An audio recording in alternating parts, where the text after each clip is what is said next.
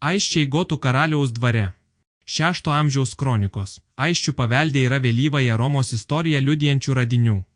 Kauno lobyje rastos 2 imperatoriaus Honorijaus monetos. Jo tėvas, imperatorius Teodosijus I, padalino Romos valstybę į 2 dalis – rytų ir vakarų. Vakarinę dalį atidavė valdyti sūnui Honorijui, kuris ją valdė tarp 395 ir 423 metų. Pradėjęs valdyti, perkelė sostinę iš Romos į Raveną. Neilgai trukus, 476 metais, atėjo ir 1000-metės Romos saulėlydis. Germanų Odoakras privertė jaunutį vakarų Romos imperatorių Romulą Augustulą atsisakyti sosto. 488 metais jo gotai perėjo Alpes ir užėmė Raveną. 493 metais Teodorikas įkūrė pirmąją gotų valstybę. Tų audringų laikų palikime yra Teodoriko didžiojo laiškas Aisčiams, kuris datuojama 6 amžiaus 1 ketvirčio pabaiga. Iš atvykusių jūsų pasiuntinių supratome, kad labai stengiate su mumis susipažinti. Idant gyvendami okeano pakrantėse, prisidėtumėte prie mūsų sumanimo. Mat tarp tiekos genčių leistis į kelią yra ne ko nors lengva užsimanyti. Todėl labai širdingai pasveikinti jūsų ilgėdamiesi pareiškėme, kad per šio laiško nešėjus jūsų pasiųstas gintaras buvo priimtas su didžiausiu dėkingumu. Taip pat kai ką žodžiu jums nurodėme per jūsų pasiuntinius, per kuriuos taip pat skelbėme paskyrę jums tai, kas turi būti malonu. Nežinome, kam rašė Teodorikas didysis, kas buvo tas asmuo, kuriam skirtas šis laiškas. Nors žinome, kad tų laikų papročiai neleido Teodorikui didžiajam rašyti kam nors kitam, kaip tik jo padėties asmeniui, karaliui.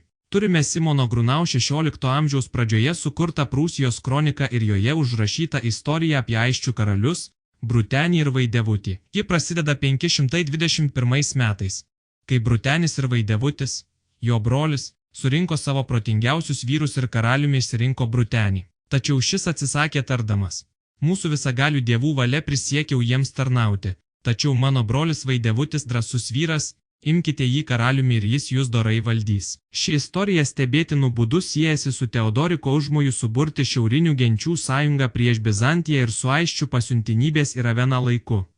Pasiuntinybė buvo didelė ir joje galėjo būti iškilių Aisčių pasaulio karių ir kilmingų pasiuntinių. Gal vienas iš tokių buvo ir 5 amžiaus pabaigoje ir 6 amžiaus 1 ketvirtyje aplink Aigalyje gyvenę žymus Aisčių karys. Jo įkapių įvairovė gali sutrikdyti bet kurį tyrinėtoją. 25 metų vyras skyrėsi iš kitų. Kovos kirvis ir taikus dailidės koptas. Kovos peilis ir kaulinis amuletas. Geriamasis ragas ir apavas. Apyrankė. Segė ir antkaklė. Kuotas aukštas, bent 180 cm ūgio, vyras buvo gyvenime. Karinis didikas. Matyt, kad taip. Jo antkaklė buvo išlieta iš gryno sidabro. Apsiausto galus sujungė sunki, tačiau grakšti žalvarinė segė. Jo apyrankė iš masyvaus žalvario. Tokia ir kovoje naudinga.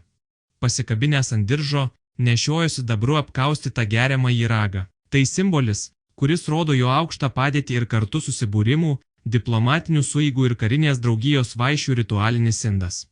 Čia pat ir dailidės įrankis, nedidelis dailus geležinis koptas. Tokie darbo įrankiai ankstyvųjų viduramžių kapuose yra didelė retenybė.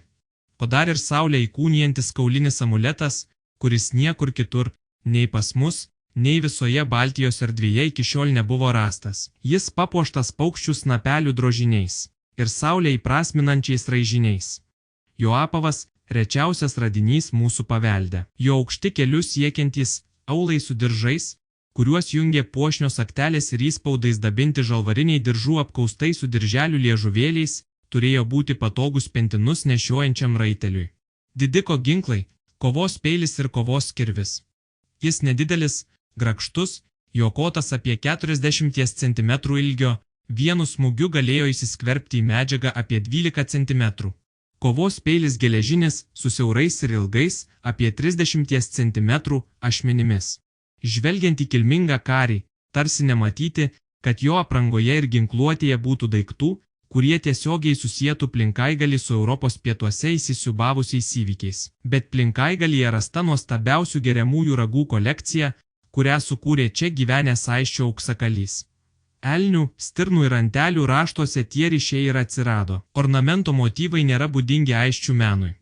Juos mėgo skandinavų meistrai, ir juos buvo galima pamatyti Ravenos dvaro aplinkoje, kur suvažiuodavo daugybė svečių, tarp jų ir pasiuntinybės iš Skandinavijos ir Baltijos tautų.